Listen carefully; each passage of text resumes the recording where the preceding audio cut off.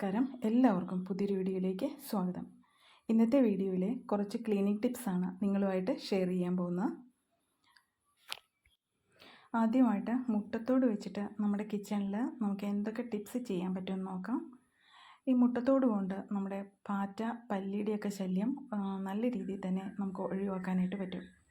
ഈ മുട്ടത്തോട് ഒന്ന് ക്രഷ് ചെയ്തിട്ട് ഒരു ചെറിയ പാത്രത്തിനകത്താക്കി നമ്മുടെ കിച്ചൻ്റെ ഒരു കോർണറിൽ വെച്ച് കഴിഞ്ഞാൽ പാറ്റയെ പല്ലിയൊന്നും കുറേ നാളത്തേക്ക് ആ പ്രദേശത്തേക്ക് വരികയില്ല. അപ്പോൾ ഇതുപോലെ ചെയ്യുമ്പോൾ ഓരോ ആഴ്ചയിലും നമ്മൾ ഈ മുട്ടത്തോടൊന്ന് മാറ്റി പുതിയത് വെക്കാനായിട്ട് ശ്രദ്ധിക്കണം.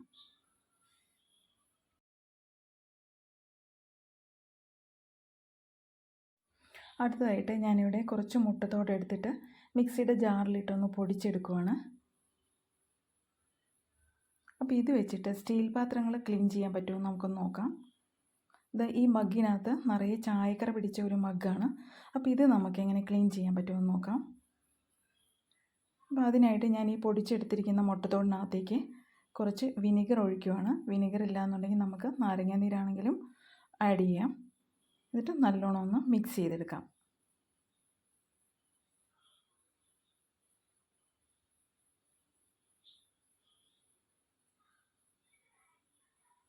ഇനി നമുക്ക് ഈ ജഗ്ഗിനകത്തേക്കൊന്ന് നല്ലോണം പുരട്ടി കൊടുക്കാം.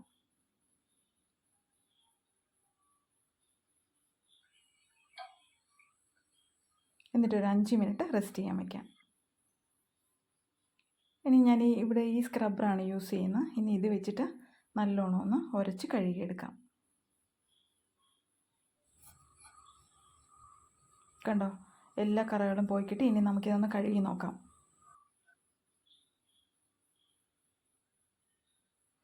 അപ്പോൾ ഈ സോപ്പ്, ഡിഷ് വാഷൊക്കെ അലർജി ഉള്ളവർക്ക് ഈ ഒരു മെത്തേഡൊന്ന് പരീക്ഷിച്ച് നോക്കാവുന്നതാണ്. ആഴ്ചയിൽ ഒരു പ്രാവശ്യം നമുക്കിത് ചെയ്താൽ മതിയാവും.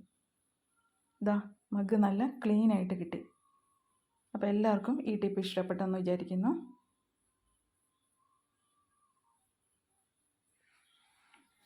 ഇനി നമുക്ക് നമ്മുടെ കിച്ചൻ്റെ സിങ്ക് എങ്ങനെ വൃത്തിയാക്കാമെന്ന് നോക്കാം. അതിനായിട്ട് നമ്മൾ മുട്ടത്തോട് പൊടിച്ചതിൽ നിന്ന് കുറച്ച് എടുക്കുവാണ്. അതിൻ്റെ കൂടെ കുറച്ച് വിനീഗറും കൂടി ആഡ് ചെയ്യുന്നുണ്ട്. ഇനി നമുക്ക് നല്ലോണം ഒന്ന് തേച്ച് കഴുകി നോക്കാം.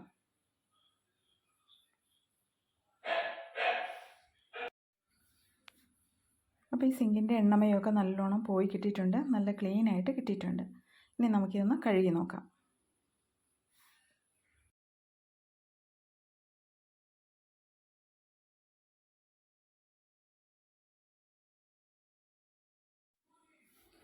ഇവിടെ കിച്ചൺ സിങ്ക് നല്ല അടിപൊളിയായിട്ട് തന്നെ ക്ലീനായിട്ട് കിട്ടിയിട്ടുണ്ട്.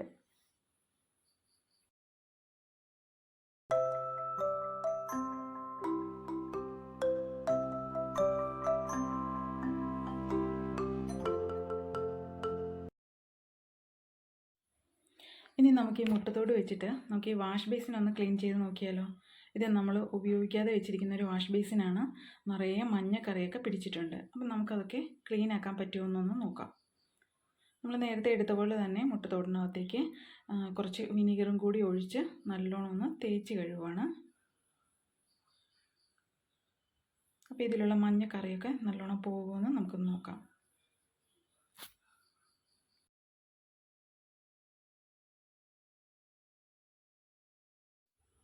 ഇനി നമുക്കിതൊന്ന് കഴുകി നോക്കാവേ.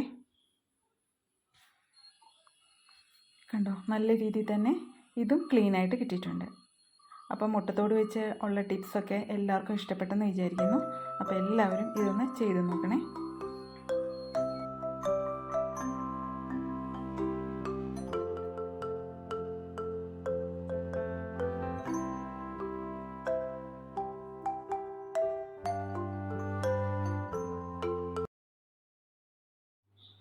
ഇനി അടുത്തൊരു ടിപ്പെന്ന് പറഞ്ഞാൽ നമ്മുടെ ഫ്ലോറിലൊക്കെ എണ്ണ വീണാൽ നമുക്ക് എന്ത് ചെയ്യാൻ പറ്റും എന്നുള്ളതാണ്. അതിനൊരു ബെസ്റ്റ് മെത്തേഡ് എന്ന് പറഞ്ഞാൽ നമ്മുടെ വീട്ടിലൊക്കെ അരിപ്പൊടി ഉണ്ടാവുമല്ലോ, ആ അരിപ്പൊടി ഒന്ന് വിതറി കൊടുത്തിട്ട് ജസ്റ്റ് ഒന്ന് വൈപ്പ് ചെയ്തെടുത്താൽ മതി. ഇതുപോലെ ഒന്ന് വിതറി കൊടുത്തിട്ട് കൈകൊണ്ട് തന്നെ ഒന്ന് ജസ്റ്റ് വൈപ്പ് ചെയ്തെടുത്താൽ മതി.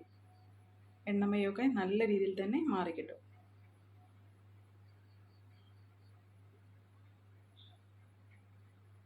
കണ്ടോ, നല്ലോണം ക്ലീനായിട്ട് കിട്ടിയിട്ടുണ്ട്.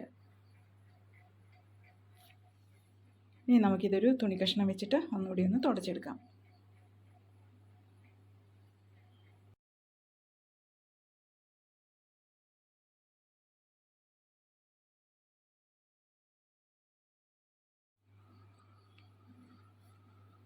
കണ്ടോ, ഇപ്പോൾ ഒട്ടും തന്നെ നമ്മുടെ ഫ്ലോറിൽ എണ്ണമയമില്ല.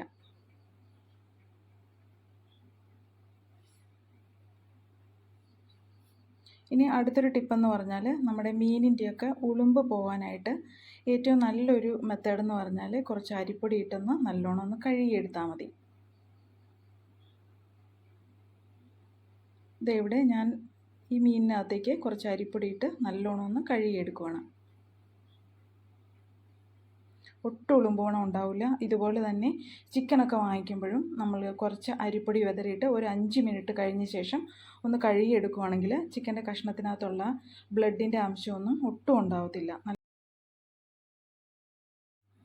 ഇനി നമുക്ക് ഈ മീനൊക്കെ വറുത്ത് കഴിഞ്ഞാൽ നമ്മുടെ നോൺ സ്റ്റിക്ക് പാൻ എങ്ങനെയൊന്ന് വൃത്തിയാക്കി എടുക്കാം, സോപ്പോ ഡിഷ് വാഷോ ഒന്നും ഇല്ലാതെ നമുക്ക് എങ്ങനെ വൃത്തിയാക്കി എടുക്കാമെന്ന് നോക്കാം.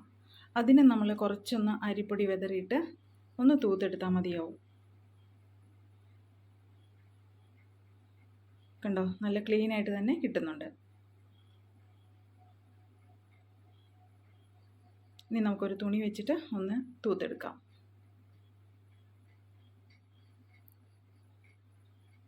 കണ്ടോ, ഒട്ടും തന്നെ എണ്ണമയമില്ല. അപ്പോൾ നമുക്ക് സോപ്പിൻ്റെയോ ഡിഷ് വാഷിൻ്റെയോ ഒന്നും ആവശ്യമില്ല.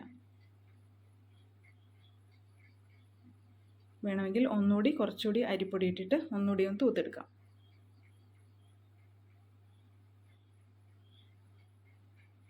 കണ്ടോ, നല്ല ക്ലീനായിട്ട് കിട്ടി. ഇനി നമുക്കിതൊന്ന് കഴുകിയെടുത്താൽ മാത്രം മതി. അപ്പോൾ ഇന്ന് കാണിച്ച ടിപ്സൊക്കെ എല്ലാവർക്കും ഇഷ്ടപ്പെട്ടെന്ന് വിചാരിക്കുന്നു. പുതിയൊരു വീഡിയോയുമായിട്ട് വീണ്ടും കാണാം.